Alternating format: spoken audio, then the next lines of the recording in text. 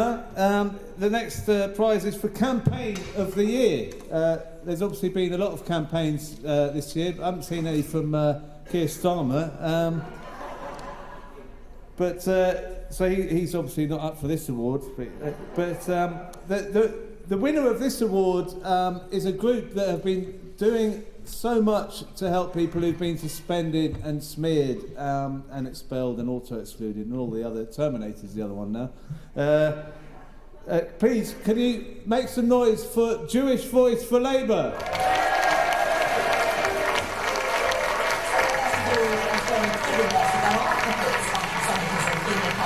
Very small package indeed. I have a party number all this time in 8 different constituency parties, and once in 50 years have I ever witnessed an incident of anti-Semitism. The people who are putting out these smears are those who are trying to undermine the Labour leadership and the party in the run-up to the elections.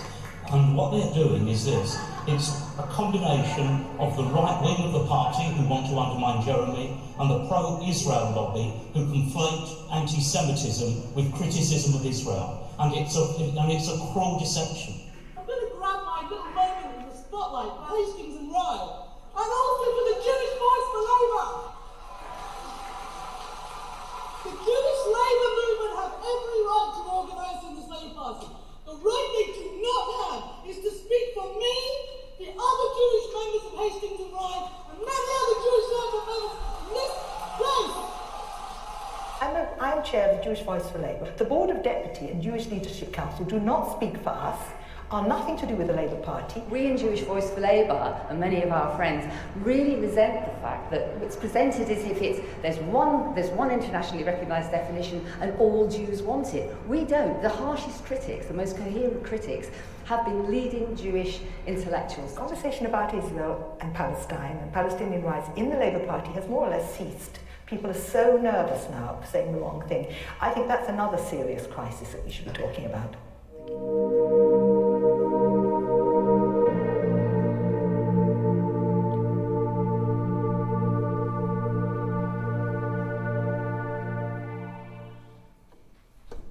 Jewish Voice for Labour.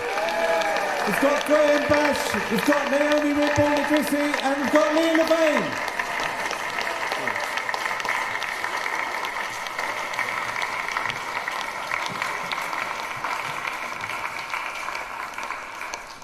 Well, comrades, I've been given the death slot. How do you follow John Dunn's great speech?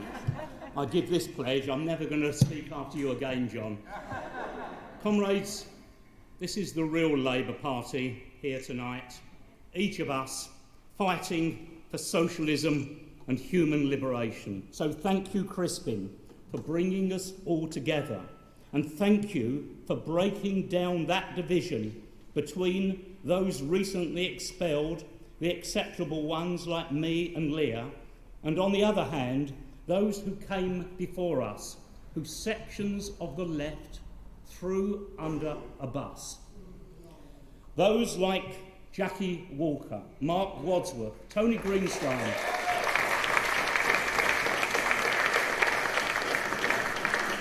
and I see here tonight David Watson, who should be remembered.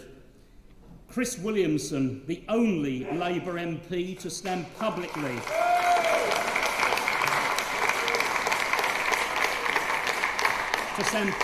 in support of the witch hunted, and Ken Livingstone, the best anti-racist our party has ever had.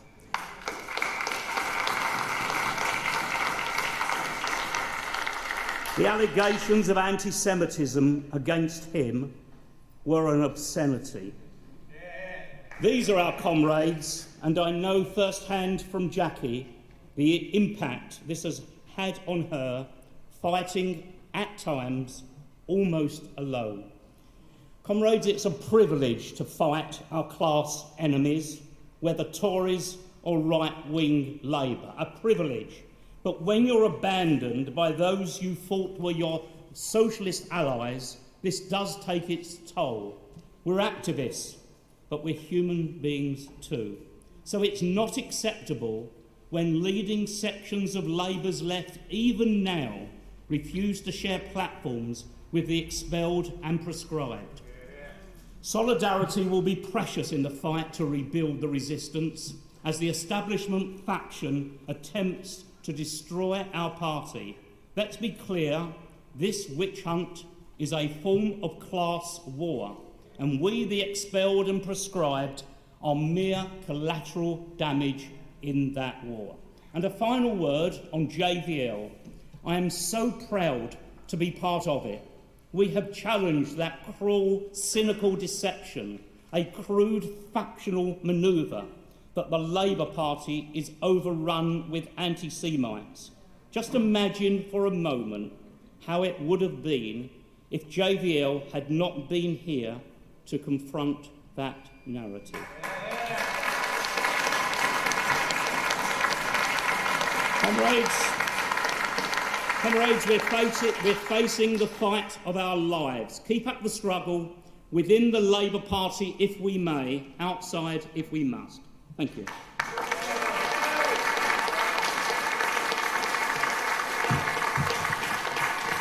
Hi everybody. We're going to try not to hog the limelight for once, but there are loads of JVL people here. Laura mentioned a few other names. I'm Naomi Wimborne-Idrisi, and I couldn't be prouder to be here celebrating my birthday with Graham and Leah. Oh, thank you.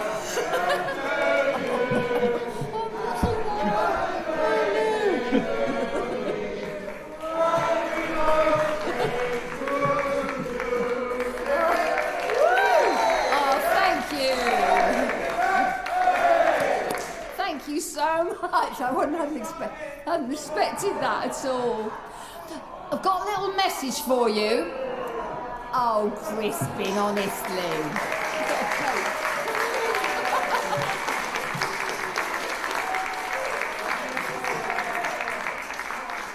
That is so, honestly, solidarity and cake as well. I mean, what more could you want? Thank you. Oh, brilliant. That's lovely. I'll share it out, promise. I've got a little message for you from the great Miriam Margolyes, who, when she heard about this, said she can't be here, but she's with us in spirit. She hates the Tories so much, she wants to sort of go out and tactical vote, which I know some of us don't find are very helpful. But you know, she's with us in spirit. That's the important thing. Well, as you know, JVL has spent 4 years battling to help party members, standing in solidarity with Palestinians, to do so with a clear understanding of the difference between hostility to Jews, which is bad, and hostility to Zionism and apartheid Israel, which is our good right and totally justified. I've often been stupefied by the utter absurdity of some of the attacks weaponising anti-Semitism against the left. So many people in the room have experienced this. Who remembers the surreal episode in April 2018 when Jeremy Corbyn celebrated Passover at a Seder meal organised by the radical Jewish collective Judas? That's spelt J-E-W-D-A-S. So as you can tell from their name, they use satire to promote their unique brand of activist, socialist and diaspora Judaism. I was in Brighton at the time for the National Education Union conference, annual meeting. At about 11 p.m. on April the 2nd, a tweet started to circulate declaring that Corbyn's attendance at the Jewish Seder was a blatant dismissal of the case made, I'm reading here, for tackling anti-Semitism in Labour. Hashtag enough is enough. And you go, it was from somebody called Angela Smith, a Labour MP who jumped ship a year later to join Change UK. She couldn't even spell Seder. Foolish woman, I thought, that smear will never stick. I chuckled. Well, next morning, turning on breakfast TV, there it was, and all over the media, condemning Corbyn for associating with a group that they said had attacked the mainstream community's concerns about Labour anti-Semitism. I mean, really. Judas defended itself robustly. They linked the radical traditions that they and JVL share with Jeremy's anti-racist politics. The leader of the opposition joining 100 young Jews for a Passover meal was surely good news, wasn't it? But no, if you're determined to brand Jeremy Corbyn an anti-Semite, literally any story will do. And so it has continued, as many of the good comrades here can testify. So I'll just finish by saying thanks again, Crispin, for bringing us together. Okay, can I come down in a bit? Thank you very much.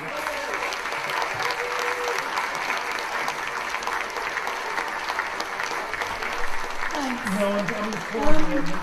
I have to do it in real time. I'm really proud, so I put the award there. I don't know if it would be literally an award. I'm very proud to be here and up here with two other JVL officers, but I wasn't actually one of the founder members, and some of them are here tonight, and I would like to ask all the JVL members who are here, particularly the officers, actually any of you, please stand up, because I think you deserve a round of applause.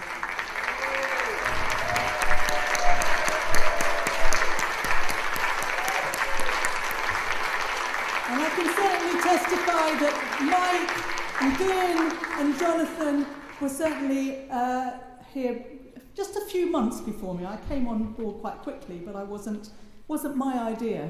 But as Graham said, imagine if it wasn't here, and imagine also if it had been there a year or two earlier, that some of the people that Graham mentioned might not have felt quite so isolated. But the reality is that JVL shouldn't be necessary. It absolutely shouldn't be necessary. I don't think any members of JVL joined or rejoined the Labour Party for this fight. We became Labour Party members and activists because we cared about ending poverty, inequality, opposing privatisation, opposing war, and many other reasons. But instead, what we saw was outside and inside the party, both the fear and the power of the ruling class, attacking all of us who dare to believe that another world is possible.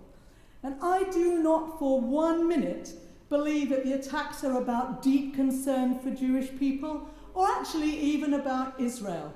What is so terrifying for the ruling class is even the slight redistribution of wealth that Jeremy Corbyn was proposing. They fear anything that centres people rather than profits. But then there are some inconvenient Jews, like us in JVL, like Judas, and I can assure you, and I think many of you know, there are many others across the world. Some of us meet regularly on Zoom with a group of Jews from South Africa, New Zealand, Canada, the United States, France, Germany, etc., etc., etc. We like to call ourselves global Jews for Palestinians.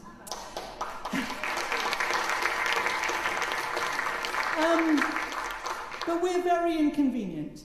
And of course there are many in Israel too. Not enough, but there are many in Israel who think, just as I do, who are against the occupation, who are against Zionism and the oppression of the state. It's not doing any good for anybody. So there are people who dare to stand up for rights and justice of Palestinians get dismissed as sham Jews. And the obvious point, one, if you can remember back to me ranting in the video, the point I was trying to make in that speech in 2007 was the very obvious point is that members of communities do not think the same on every issue as all other members of that community. To say otherwise is clearly nonsensical, and yet on things like the IHRA non-definition and on the centrality of Israel in our Jewish identity, no dissent is allowed. We consider that this is anti-Semitic, and it leads to the ludicrous, frankly ludicrous situation whereby you are significantly more likely to be disciplined for anti-Semitism by Labour if you are Jewish than if you are not. And, as you saw in the video, if you're on the leadership of JVL, you're almost certain to be targeted. I don't think there's anyone here tonight who hasn't had some form of disciplinary process. I use the word loosely.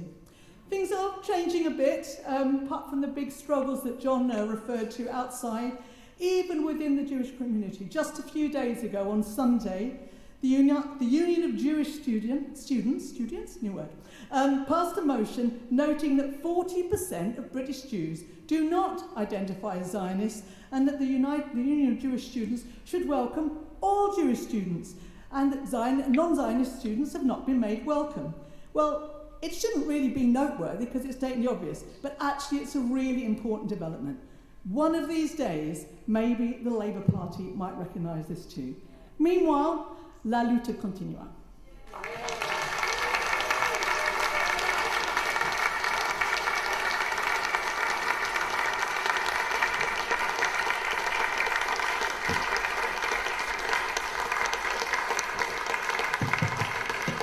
Jewish Voice for Labour, round of applause for Jewish Voice for Labour.